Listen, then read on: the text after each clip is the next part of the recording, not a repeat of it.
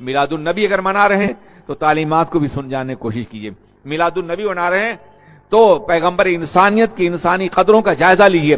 میلاد پاک صرف اس کا نام نہیں ہے. آپ جلوس نکال لیں, بےہودگی کریں, ڈی جے بجائیں, رقص و سرود کریں, ناچتے ہوئے نظر آئیں, یہ توہین ہے میلاد کی, یہ توہین ہے سرور کائنات کے ذکر کی, یہ توہین ہے ولادت مصطفیٰ کی. انسلٹ کر رہے ہیں آپ, کوئی کام نہیں کر رہے ہیں بلکہ جہنم بول لے رہے ہیں, اللہ کا عذاب لے رہے ہیں.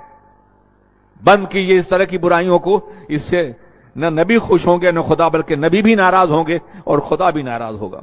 آپ اندازہ فرمائیں, ولادت بہت بڑا دن ہے سرکار کا, مگر ایک بہت بڑا دن سرکار کی زندگی میں آیا تھا, فتح مکہ کا. آپ کو معلوم اس روز اللہ کے رسول نے کسی طرح کا ہنگامہ کرنے کی اجازت نہیں دی تھی. عالم یہ ہے کہ آپ جا رہے ہیں تو اونٹ کے کوہان پر آپ کا سر جھکا ہوا, اللہ کی بندگی کر رہے ہیں, خدا کی تسبیح پڑھ رہے ہیں. ایک صاحب نے جوش میں کہا تھا الیوم یوم الملحمہ, آج کا دن تو خون ریزی کا دن ہے. تو اللہ کے رسول نے ان سے قیادت کا جھنجا چھین لیا اور فرمایا نہیں, الیوم یوم المرحمہ, آج کا دن تو رحمت کا دن ہے, آج کا دن تو پیار کا دن ہے.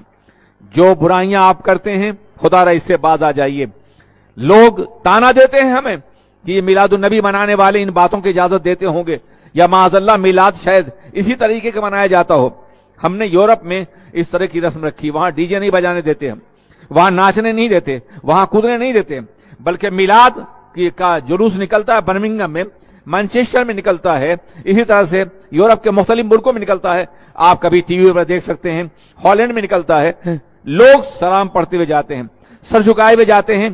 کچھ کتابچے انگلش اور ڈچ میں ہوتے ہیں, جرمن میں, جو غیر مسلموں کو تقسیم کرتے ہیں, اور ایک مٹھائی اور ایک پھول ہر غیر مسلم کو تقسیم کیا جاتا ہے, اور رسول پاک کی رحمت اور ان کی حیات کا تذکرہ ہوتا ہے. ہم نے میلاد کا خود وہاں رواج دیا ہے. وہاں نئے نئے لوگ آ رہے ہیں, لیکن جانتے اس کی برکت کیا ہے؟ اس کی برکت یہ کہ پورا معاشرہ ایک منظم اور باوقار معاشرہ ہے. یہاں سے زیادہ آزادیاں ہیں وہاں, یہاں زیادہ گناہ ہے وہاں, یہاں زیادہ آوارگی ہے وہاں, یہاں زیادہ بے پردگی ہے وہاں, لیکن ایک عورت بے پردہ نظر نہیں آئے گی. ایک بھی آزادی کا کوئی کام وہاں نہیں ہوگا. لوگ میلاد کو میلاد کی طرح سے مناتے ہیں, ذکر رسول کرتے ہیں. ایک لٹریچر ہوتا ہے, پمفلٹ ہوتا ہے, جس میں حضور کی سیرت ہوتی ہے. ڈچ میں, انگلش میں, جرمن میں اور زبانوں میں تقسیم کیا جاتا ہے. ایک پھول ہوتا ہے, مٹھائی ہوتی ہے, کبھی ایک ڈبہ ہوتا ہے, کبھی چند مٹھائی ہوتی ہے, جو سڑک پہ کھڑے ہوئے غیر مسلموں کو, انگلش کو, ڈچ کو اور جرمن کو دی جاتی ہے, تاکہ وہ سرکار کی سیرت پڑھ سکیں, سرکار کو جان سکیں. آپ کیا کر رہے ہیں؟ یہ کون سا میلاد منا رہے ہیں؟ یہ کون سا تذکرہ کر رہے ہیں؟ آپ سمجھائیے نوجوانوں کو. بدنام نہ کریں وہ ہمیں, بدنام نہ کریں سیرت رسول کو, بدنام نہ کریں اللہ کے رسول کے مقدس دن کو, ان کی ولادت کو.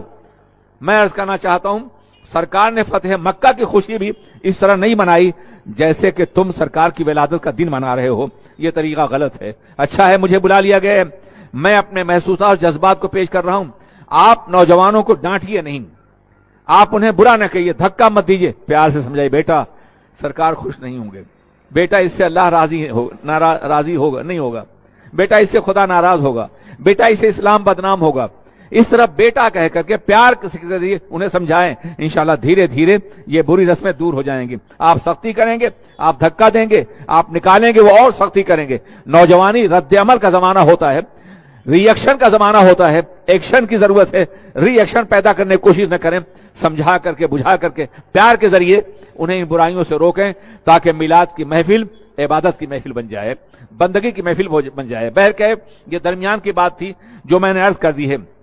اللہ کے رسول علیہ السلام نے یتیموں سے پیار کرنے کا سلیقہ عطا فرمایا کہ جو شخص یتیم کے